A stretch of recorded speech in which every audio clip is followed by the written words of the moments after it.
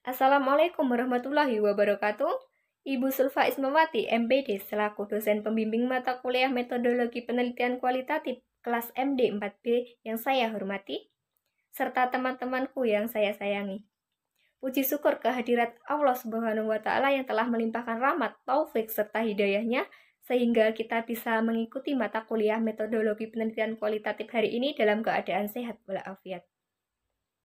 Salawat serta salam semoga tetap tercurahkan kepada junjungan kita Nabi besar Muhammad Shallallahu Alaihi Wasallam yang telah membawa kita dari zaman kejahiliyah menuju zaman Islamiyah seperti sekarang ini. Sebelumnya, saya Neni Nur Cahyati, wakil moderator dari kelompok 8. Dalam presentasi kali ini kami akan membahas buku penelitian kualitatif Profesor Dr. Burhan Bungin tentang desain penelitian kualitatif, realitas sosial, data kualitatif, dan informan dan penelitian data kualitatif. Adapun anggota kelompok kami yang beranggotakan 3 mahasiswa, yaitu Dewi Trianggraini dengan NIM 1263112202053, dan yang kedua ada Anissa Siti Azizah dengan NIM 1263112202061, dan yang ketiga ada Neni Nur Cahyati dengan NIM 1263112202043. Karena masih suasana Hari Raya Idul Fitri, tak lupa kami mengucapkan taqabbalallahu minna wa minkum minal aidin wal faidin, mohon maaf lahir dan batin. Kepada yang bertugas presentasi, saya persilakan. Assalamualaikum warahmatullahi wabarakatuh. Sendiri Devi Trianggraini dengan NIM 11202053. Langsung saja kita mulai dari pembahasan yang pertama, ada akuntansi desain penelitian. Format desain penelitian kualitatif secara teoritis berbeda dengan format penelitian kuantitatif. Namun, perbedaan terletak pada kesulitan di dalam membuat desain penelitian kualitatif itu. Karena pada umumnya penelitian ini itu tidak berpola. Penelitian kualitatif itu tidak berpola. Dan yang lanjut saja, 1. Desain deskripsi kualitatif. Format desain deskripsi kualitatif banyak memiliki kesamaan dengan desain deskripsi kuantitatif.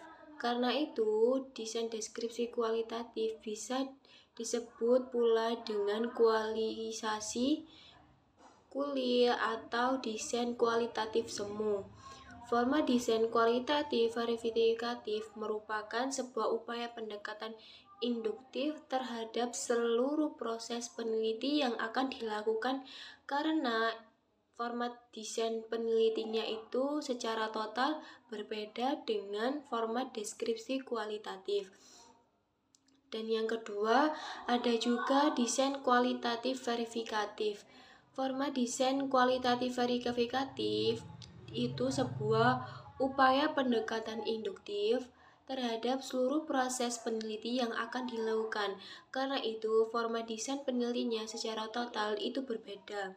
Format desain penelitiannya itu juga dengan format deskripsi kualitatif itu sendiri.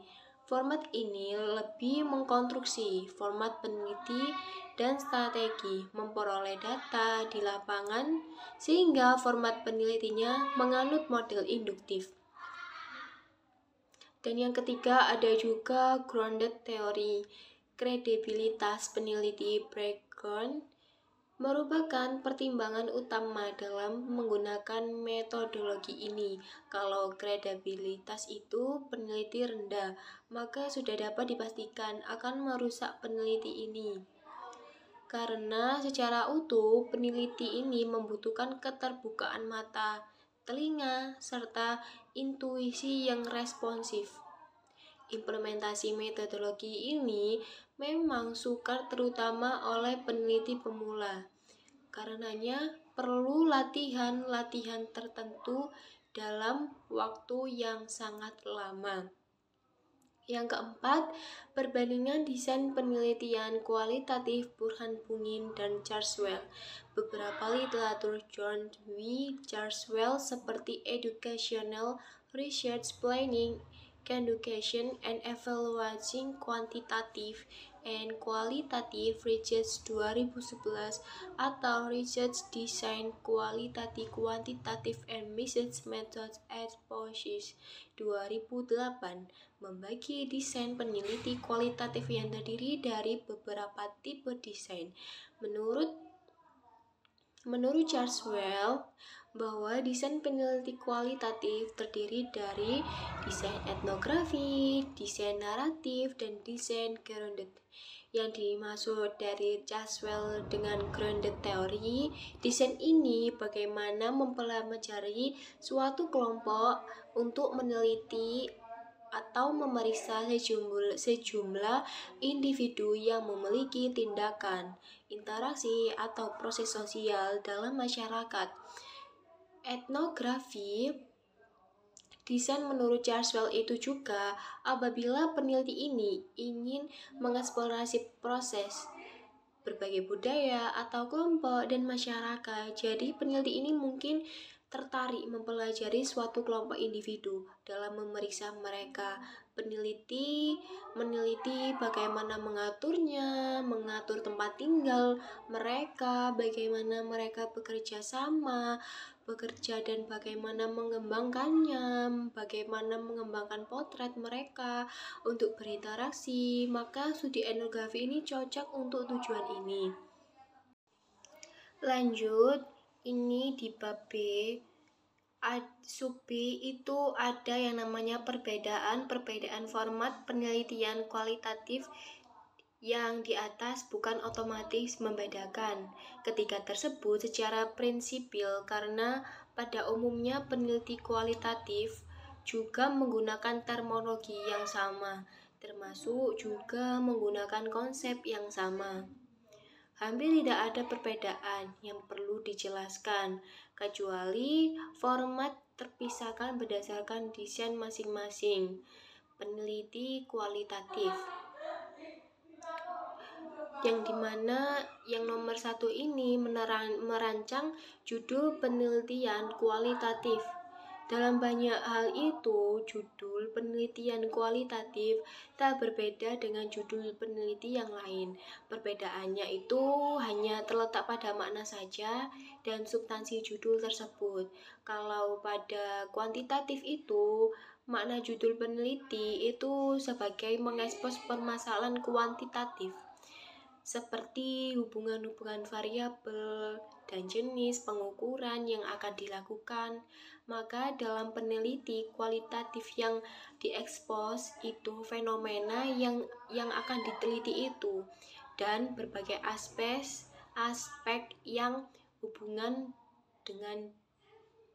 dengannya. Wujud dari fenomena tersebut dapat dibahas melalui penjelasan kualitatif. Seperti bagaimana nomor 2 itu ada yang namanya merancang konsep kualitatif. Merancang itu dia tuh menjelaskan konsep dalam peneliti kualitatif, ditujukan untuk menjelaskan operasional fenomena penelitian. Untuk merancang konsep peneliti kualitatif seringkan mengalami kesulitan apabila dibandingkan ketika mengkonsepsikan konsep penelitian kuantitatif. Hal ini disebabkan fenomenanya itu peneliti kuantitatif umumnya adalah kasus-kasus tertentu yang tidak bisa digeneralisasi. Dan yang ketiga, ada rumusan masalah dan tujuan penelitian. Rumusan masalah kualitatif itu hampir semua tidak jauh berbeda dengan apa yang dirumuskan dalam berbagai desain penelitian. Namun, sosial termasuk desain penelitian kualitatif. Apabila rumusan ini tuh masalah ditujukan bagi desain penelitian kualitatif, maka fenomena itu peneliti diformulasikan agar dapat memenuhi persyaratan sebagai masalah kualitatif. Dan yang keempat itu ada juga indikasi fenomena dan penjelasannya. Berbagi fenomena kualitatif hendaknya dijelaskan dengan penjelasan kualitatif. Pada penelitian kualitatif itu menjelaskan sebuah indikasi yang dimana fenomena yang di dalamnya itu banyak dibantu oleh pemahaman terhadap pemaknaan atas fenomena itu sendiri. Apabila kita itu terjun di situ, kita itu kalau sudah tahu apa yang namanya di dalamnya itu fenomenanya udah tahu gimana itu, kita bisa membantunya. Terus nomor 5 itu ada yang namanya objek dan informan penelitian. Dia itu menjelaskan tentang objeknya itu, dan informan penelitian adalah peneliti ini itu fokus pada lokus penelitian, yaitu apa yang terjadi menjadi sasaran. Sasaran penelitian yang tergantung pada judul dan topik penelitian, tetapi secara konkret tergambarkan dalam rumusan masalah penelitian. Sedangkan informan penelitian adalah subjek yang memahami informan objek penelitian sebagai pelaku maupun orang lain yang memahami objek penelitian. Jadi kayak apabila peneliti ini tentang semiotika iklan reksona seri, maka objek penelitiannya adalah iklan reksona seri Sir Leader yang ditayangkan pada periode Agustus 2006. Sedangkan informan penelitian adalah membuat iklan, yaitu production house yang membuat iklan itu. Lebih spesifik lagi, terus adalah copywriter-nya juga dan art director ataupun kreator yang menangani langsung membuat iklan tersebut. Terus juga yang nomor 6 itu ada caranya kita itu bisa memperoleh informan penelitian. Di dalam cara memperoleh informan penelitian ini ada dua karakter. Objek itu peneliti dan penguasa informan peneliti tentang objek penelitian. Yang pertama itu ada penelitian sebelumnya sudah memahami informan awal tentang objek peneliti. Jadi kita sebelum terjun kita itu sudah tahu apa yang akan diteliti.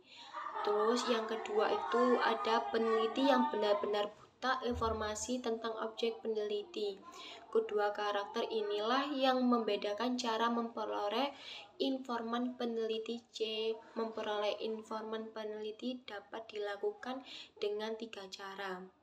Di dalam ini itu ada lagi yang namanya memperoleh peneliti informan, yaitu ada 3 cara. Yang pertama itu ada second purposive, dan yang kedua ada juga prosedur kuota, dan yang ketiga ada juga prosedur snowball.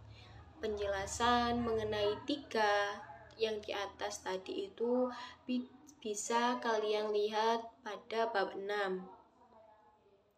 Dan selanjutnya ada juga metode pengumpulan data dan strategi analisis data. Pengumpulan data kualitatif menggunakan metode pengamatan yang umumnya digunakan dari tradisi seperti wawancara bertahap dan mendalami seperti observasi, partisipasi, dan lain-lain. Yang paling terpenting dalam penjelasannya ini itu mengapa metode itu dipilih. Jadi kalian sebelum memilih, kalian harus mempunyai alasan atau pandangan mengapa kalian memilih ya penelitian itu tersebut. Atau bisa dibilang pada bagian masalah yang mana yang harus dilakukan wawancara mendalam dan bagian masalah yang mana dilakukan observasi partisipasi. Bab yang kedua adalah kualitatif. Yang pertama, realitas sosial. Dalam proses sosial, individu manusia dipandang sebagai pencipta realitas sosial yang relatif bebas di dalam dunia sosialnya. Dalam penjelasan ontologi paradigma konstruktivis, realitas merupakan konstruksi sosial yang diciptakan oleh individu. Namun demikian, kebenaran suatu realitas sosial bersifat nisbi yang berlaku sesuai konteks spesifik yang dinilai relevan oleh pelaku sosial, baik individu maupun kelompok. Yang kedua, karakteristik realitas sosial. Gejala sosial dimaksud adalah suatu fenomena yang menandakan adanya realitas sosial yang penting untuk diungkapkan. Soitanjo Pinoyok Soibroto mengatakan bahwa realitas sosial memiliki realitas ganda, double relatif. Di satu sisi memiliki realitas fakta sosial, yaitu sistem yang tersusun atas segala apa yang dinyatakan di dalam kenyataan yang ada. Dan di lain pihak adalah sistem normatif, yaitu sistem yang berada di dalam mental yang membayangkan segala apa yang seharusnya ada. Dari pernyataan Soitanjo itu adalah bahwa fakta sosial itu terdiri dari dua bentuk, yaitu fakta sosial yang kentara dan fakta sosial yang abstrak atau tak kentara. Perbedaan realitas kentara dan realitas tak kentara yaitu sebagai berikut. Realitas kentara yang pertama adalah ada dalam sistem perilaku. Nah, yang realitas tak kentara yang pertama ada dalam sistem normatif. Yang kedua, realitas kentara itu bersifat fakta terlihat. Jika realitas tak kentara adalah fakta abstrak.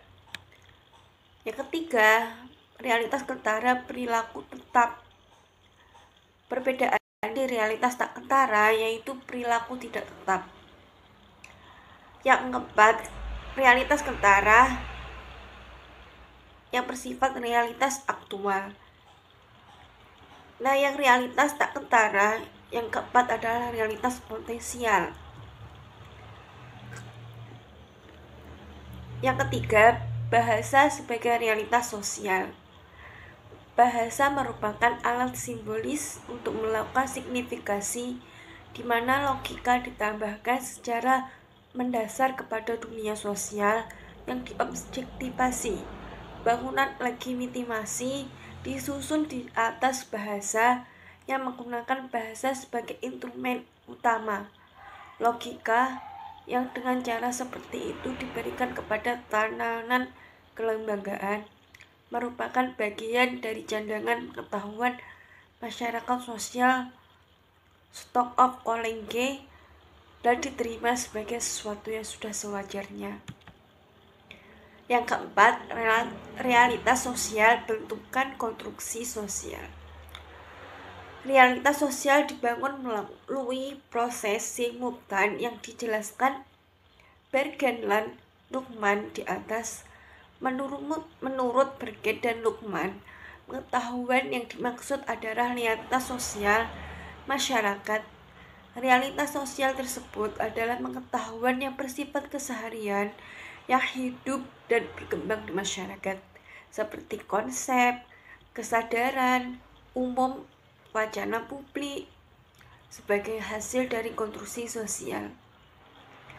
Realitas sosial dikonstruksi melalui proses internalisasi, objektivasi, dan internalisasi. Menurut Bergen dan Luhmann, konstruksi sosial tidak berlangsung dalam ruang hampa, namun syarat dengan kepentingan tertentu. Yang kelima, sifat dalam iklan sebagai realitas sosial media. Teknologi secara fungsional telah menguasai masyarakat, bahkan pada fungsi yang substansial, seperti mengatur beberapa sistem norma di masyarakat, umpamanya sistem lalu lintas di jalan raya, sistem komunikasi, seni pertunjukan, dan sebagainya. Yang keenam, realitas sosial sebagai data kualitatif. Yang pertama, data kualitatif. Jenis data ini kebanyakan digunakan pada penelitian kualitatif, penelitian deskriptif, penelitian historis, dan penelitian filosofi. Data kualitatif diungkapkan dalam bentuk kalimat serta uraian-uraian. Bahkan dapat berupa cerita pendek pada beberapa data tertentu dalam menunjukkan berbagai perbedaan dalam bentuk jenjang atau tingkatan walau sebatas. B. Data kasus. Ciri khas dari data kualitatif adalah menjelaskan kasus-kasus tertentu. Data kasus berlaku untuk kasus tertentu serta tidak berfungsi untuk digeneralisasikan atau menguji hipotesis tertentu. Lebih memungkinkan data kasus mendalam dan komprehensif dalam ekspresi suatu objek penelitian. Wilayah data kasus tergantung pada berapa luas penelitian kasus tertentu. Oleh karenanya, data kasus bisa seluas Indonesia, provinsi, kabupaten, kecamatan, desa, atau hanya beberapa orang, bahkan satu orang. C. Data pengalaman individu. Data ini adalah salah satu bentuk data kualitatif yang sering digunakan dalam penelitian kualitatif. Data pengalaman individu dimaksud adalah bahan keterangan mengenai apa yang dialami oleh individu sebagai warga masyarakat tertentu yang menjadi objek penelitian. Pada psikologi, data ini sering diistilahkan dengan personal dokumen. Dalam ilmu sejarah dan ilmu sosiologi, istilah human dokumen sedangkan dalam ilmu antropologi budaya lebih sering dikenal dengan istilah individual life history. Yang ketujuh, makna sebagai substansi data kualitatif. Substansi data kualitatif adalah makna dari setiap data yang dapat diungkapkan dari pencarian dan pengejaran makna dari setiap upaya meneliti di lapangan adalah puncak prestasi meneliti dalam setiap penelitian. Makna di masyarakat terdiri dari berbagai macam tingkatan makna, juga bersetara antara makna individu, makna kelompok, makna masyarakat, dan makna dunia. Makna dalam setiap data tersebar mulai dari kontrak sampai dengan asbak. Makna yang kontrak berkaitan dengan sikap dan perilaku serta tindakan individu dan kelompok. Sedangkan makna yang abstrak berkaitan dengan nilai kelompok, masyarakat, maupun nilai sistem dunia. Begitu pula, makna yang berkaitan dengan sikap selalu menuju abstrak.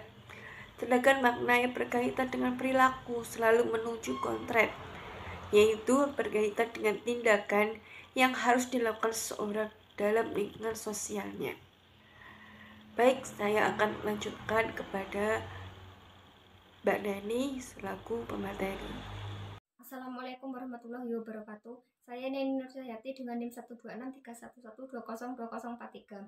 Di sini saya akan membahas bab 6 tentang informan dan metode pengumpulan data kualitatif. Informan penelitian.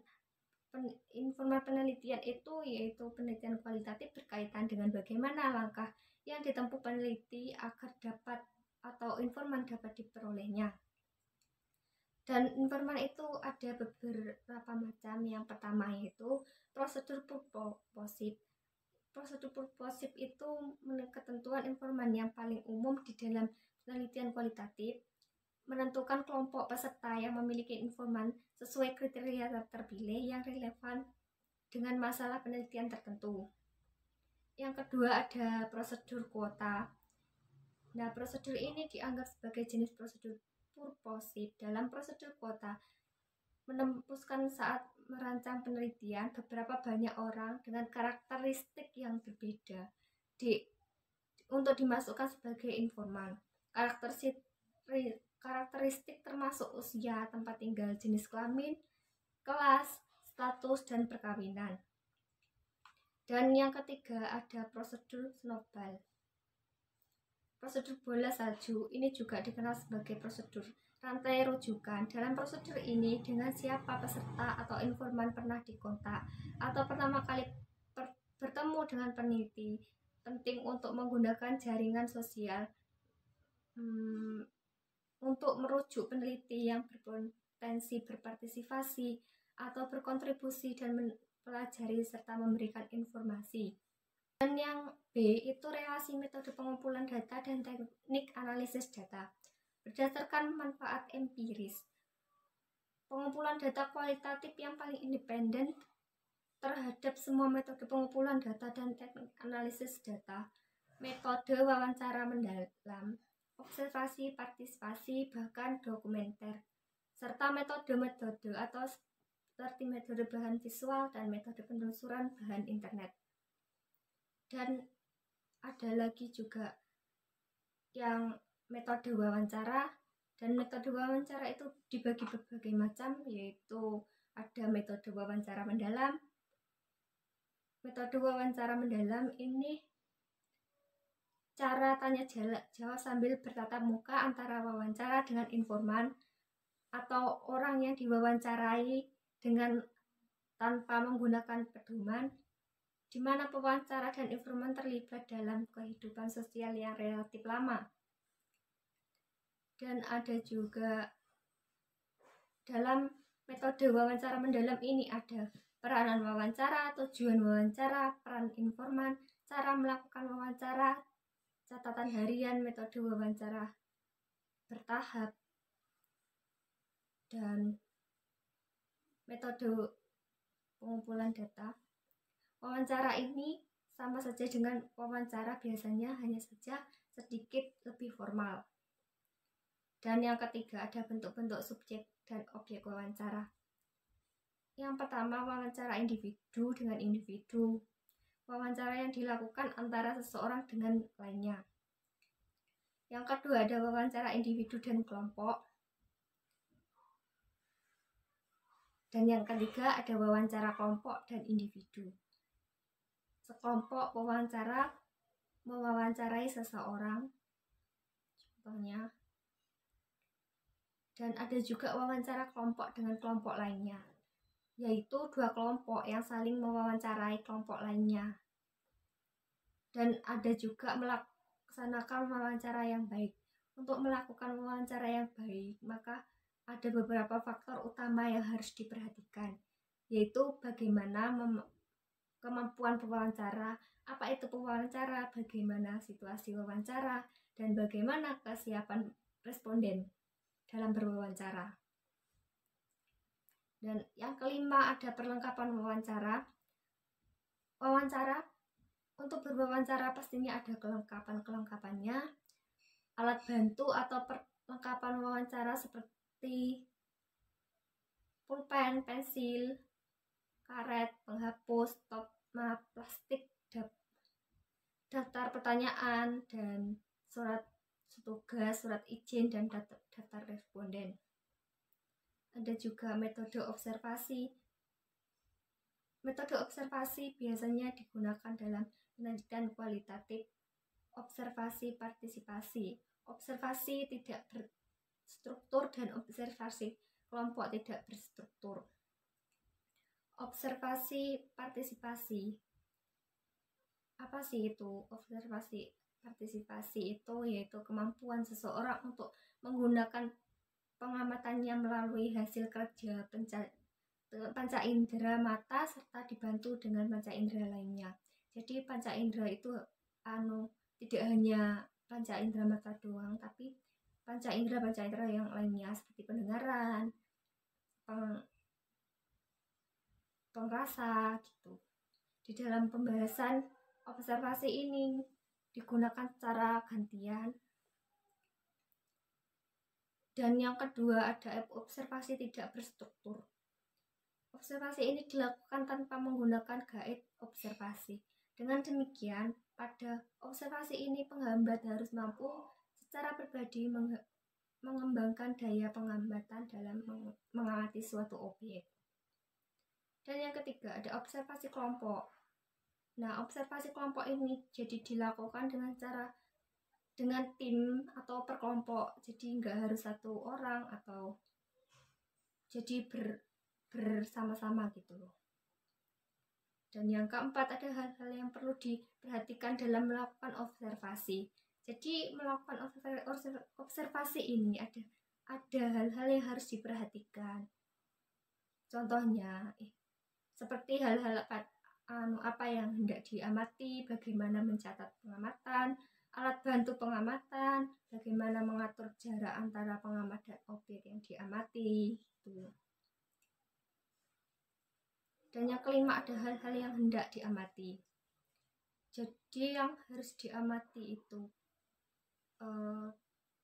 wawancara telah masalah dengan penelitian tujuan tertentu. Tetapi itu pengamatan sendiri belum pernah yang sejenis harus pengamat. Hal ini sebelah dalam permasalahannya. Jadi garis-garis umum yang diamati. Pada pengamat harusnya sesuatu telah spesifik. Dan yang keenam, ada bagaimana mencatat pengamatan. Jadi mencatat pengamatan itu ada teknik-tekniknya. Seperti waktu pencatatan, bagaimana hal yang baik dalam mencatat itu harus ada objek yang diamati apa, bagaimana gitu. Dan yang kedua, yang B, ada cara pencatatan. Pencatatan langsung bisa dilakukan, maka pencatatan dapat dilakukan dengan menggunakan kata-kata kunci. Dan ada juga mencatat di sela pengamatan. Jadi kalau mencatat itu ada juga yang waktu berhenti pengamatannya. Jadi waktu pengamatan itu berhenti, ada masalah apa gitu. Contohnya ada banjir, ada lagi hujan apa gitu. Terus pengamatannya kan berhenti. Jadi itu mencatat di sela-sela itu. Jadi pengamat itu mencatat di waktu-waktu yang pas pengamatan itu berhenti di sela-sela pengamatan waktu berhenti. Dan yang ketujuh, ada alat bantu pengamatan. Untuk mengkapitulasi hasil pengamatan dilakukan beberapa alat bantu.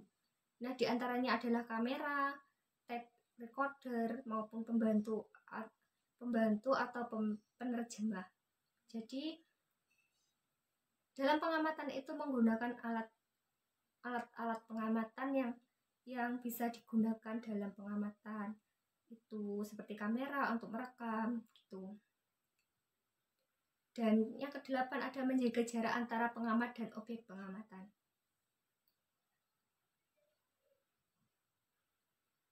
Menjaga jarak antara pengamat dengan objek pengamatan. Menjaga jarak antara pengamat ini seperti menjaga jarak antara pengamat, kan kita mengamati, terus yang kita amati itu apa? Seumpamanya ada benda, terus kita harus menjaga jaraknya berapa meter gitu, supaya nggak terlalu kayak nanti bisa merusak atau dapat mengganggu yang ada di dekatnya gitu loh. Jadi untuk pengamatan itu ada jaraknya. Yang ke-9, kesulitan umum observasi. Beberapa kesulitan. Jadi observasi itu ada kesulitannya. Apa? Yang pertama, ada amat sering pengamatan tertangkap dalam subjek lainnya disadari umum. Jadi kadang ada pengamat, ada kendala-kendala yang tidak diduga. Jadi timbul masalah, kayak timbulnya gejala yang diobservasi, seringnya melakukan observasi yang terganggu akibat munculnya peristiwa-peristiwa yang tidak diduga. Dan ada juga metode dokumenter. Metode dokumenter ini bisa digunakan dalam metode penelitian sosial. Pada umumnya, kan untuk Dalam suatu pengamatan itu, setelah melakukan pengamatan itu ada yang namanya metode dokumenter. Seperti dokumenter itu dokumenter pribadi atau dokumen resmi gitu. Kalau dokumen pribadi itu seperti buku harian, surat pribadi, dan autobiografi. Sedangkan dokumen resmi itu berupa keputusan pemimpin kantor, kayak surat-surat resmi, berita-berita, kabar dari pemberitahuan, dari media massa. Terus ada juga metode bahan visual. Bahan visual sebagai bahan yang menyimpan berbagai informasi yang sangat berguna di dalam suatu penelitian. Contohnya fotografer, film, video, kartun. Dan ada juga metode penelitian data online. Jadi penelitian itu ada juga yang namanya data online. Gimana data itu dikembangkan dengan secara online, jadi dikerjakan dengan secara online gitu. Dan ada juga focus of atau FGI, yaitu metode menemukan kelompok-kelompok yang krisis terhadap isu-isu penelitian yang sedang dilakukan dalam munculnya data pada norma-norma budaya dalam suatu kelompok. Ada juga yang ini diary method. Diary ini seperti catatan harian, laporan dari apa yang telah kita amati itu harus dilaporkan, harus di dalam apa, kan harus ada catatan-catatannya itu apa aja gitu. Dan ada RPS. RPS ini simulasi peserta dalam meminta untuk memainkan peran atau mungkin menilai perilaku, peristiwa, laporan, dan kejadian lebih lanjut. Dan yang terakhir ada studi kasus. Studi kasus ini mendalam hanya dapat dari kelompok orang atau peristiwa. Teknik ini hanya bersikap terhadap individu sebagai studi kasus yang harus dipecahkan. Terima kasih presentasi dari kelompok kami. Terima kasih juga perhatiannya semua. Jika ada kurang lebihnya, kami mohon maaf yang sebesar-besarnya karena kami cuma manusia yang tidak luput dari kesalahan dan dosa. Terima kasih. Wassalamualaikum warahmatullahi wabarakatuh.